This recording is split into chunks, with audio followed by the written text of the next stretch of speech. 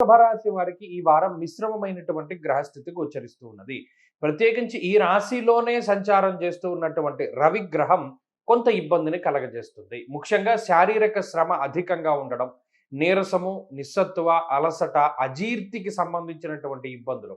అంటే ఆహారం తినాలని అనిపించదు, కానీ నీరసం వస్తూ ఉంటుంది. అంటే శరీరం చాలా ఇబ్బందికరమైనటువంటి వాతావరణంలో ఉంటూ ఉంటుంది.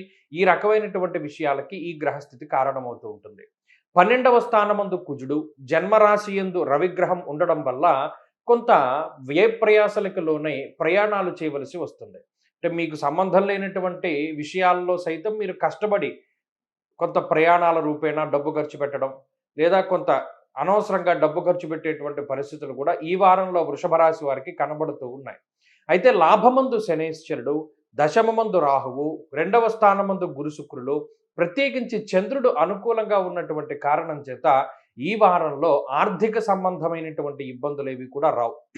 ఒక వాహనం కొనుగోలు చేసిన, ఒక గృహము, బంగారము, గృహోపకరణాలు, గ్యాడ్జెట్సు, లేదా ఏదైనా ఎలక్ట్రానిక్ వస్తువులు లాంటివి కొనుగోలు చేసినప్పటికీ కూడా సమయానుకూలంగా మీకు ధనం చేతికి వస్తూ ఉంటుంది.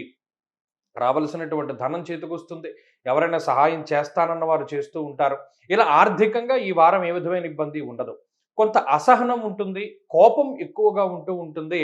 మరీ ముఖ్యంగా కొన్ని కొన్ని సందర్భాల్లో ఆపుకోలేనంతగా క్రోధాన్ని ప్రదర్శిస్తూ ఉంటారు వృషభ రాశి వారు. ఇక్కడ నుండో కొద్దిగా ఫ్రస్ట్రేషనో, కోపమో ఎక్కువగా వస్తూ ఉంటుంది. ఈ ఫీలింగ్స్‌ని కంట్రోల్ చేసుకోవడం అనేటువంటిది చాలా ముఖ్యము. ఎందుకంటే బంధువులు గాని, కుటుంబ సభ్యులు గాని, సంతతి గాని వీరందరూ కూడా మీరు కోప్పడితే వాళ్ళు బాధపడుతూ ఉంటారు. మరలా అనవసరంగా కోప్పడ్డామనేటువంటి భావన మీలో కూడా పెరుగుతూ ఉంటుంది. అదొక్కటి ఈ వారం కొంత ఇబ్బంది పెడుతూ ఉన్నది. ఏదైనా ఒక పని సరిగ్గా ముందుకు సాగకపోతూ ఉండడం, ఎవరో కావాలని మిమ్మల్ని అడ్డగిస్తూ ఉండడం, మీ మీద కొంత లేనిపోని మాటలు చెప్తూ ఉండడం, ఇవేమి నిలబడేటువంటివి కాదు. వీటన్నిటిని మీరు చాలా ఈజీగా ఛేదించగలుగుతారు. కానీ చికాకుగా అనిపిస్తూ ఉంటుంది ఈ విషయాలన్నీ ఈ వారంలో, ప్రత్యేకించి వృషభ రాశి వారికి.